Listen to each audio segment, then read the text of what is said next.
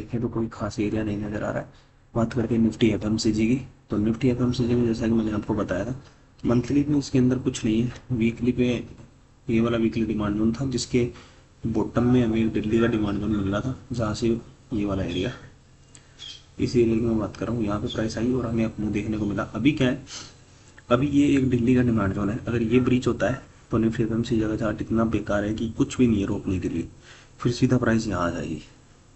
और ऊपर की साइड में ये वाला वीकली सप्लाई जोन को रोकने के लिए बात करते हैं निफ्टी हेल्थ केयर की। तो निफ्टी हेल्थ केयर पे अगर आप देखो तो मंथली पे भी कुछ नहीं है, वीकली पे एक ये वाला डिमांड जोन है, ये वाला वीकली डिमांड जोन है। अगर यहाँ पे प्राइस मिलती है तो एक आपको देखने को मिल सकता है। इसी वीकली से पहले ये वाला डेली डिमांड जोन, जिसका भी अचीवमेंट तो नहीं है, लेकिन इसका अचीवमेंट है, तो ये यहाँ से हो सकता है यहाँ पे आए, थोड़ा रिएक्शन दे, और अब ब्रीच होता है तो नीचे वाले एरियाज पे हम ट्रेड करेंगे। बात करते हैं निफ्टी आईटी की। तो मंथली पे अगर हम देखें तो उसमें ये एरिया नया फॉर्म हो रहा है, और वीकली में इसमें अच्छे एरिया थे, ये वीकली डिमांड जोन, ये वीकली डिमांड जोन, ये। तो यहाँ और अभी करंटली जो प्राइस है वो वीकली सप्लाई जोन में है, जो कि हमने देखी थी पिछली बार भी। और वीकली के अंदर भी टॉप की सप्लाई रेंज से डाउन आ रही है। अभी क्या है, प्राइस थोड़ा और डाउन आएगी, हो सकता है यहाँ से सपोर्ट ले, इसमें यहाँ पे भी सपोर्ट है, यहाँ पे भी है, यहाँ पे भी।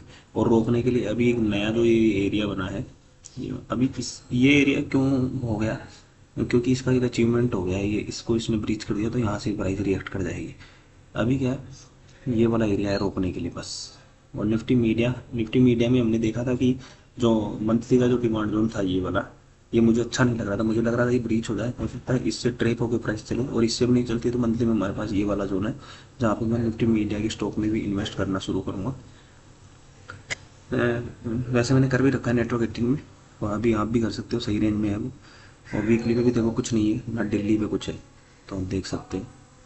बात करते हैं निफ्टी मेटल की। निफ्टी मेटल जो है अच्छे एरियाज बना रही है।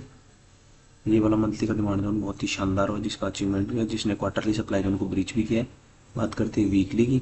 तो वीकली के ऊपर ये एरिया जिसमें प्राइस आई और हमें ये अपमूव देखने को मिला था। अभी प्राइस में क्या है, अभी प्राइस में देखो दिल्ली के सप्लाई जोन में है, तो कुछ नहीं करेंगे जब तक ब्रीच नहीं होता है। और डाउन साइड में हमारे पास दिल्ली का ये एरियाज है। और वीकली पे देखें तो वीकली पे अभी एरियाज फॉर्म हो रहे हैं। एक एरिया फॉर्म हुआ है ये वाला, ये बेस कैंडल वाला, तो अगर इसकी क्लोजिंग अच्छी हो जाती है तो ये भी अच्छा एरिया हो जाएगा।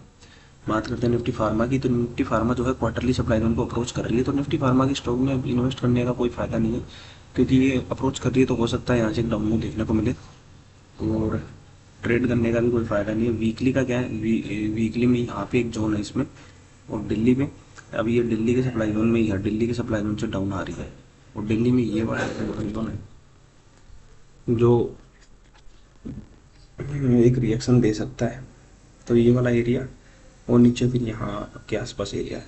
निफ्टी प्राइवेट बैंक और निफ्टी बैंक का जो चार्ट है वो लगभग सेम सा है।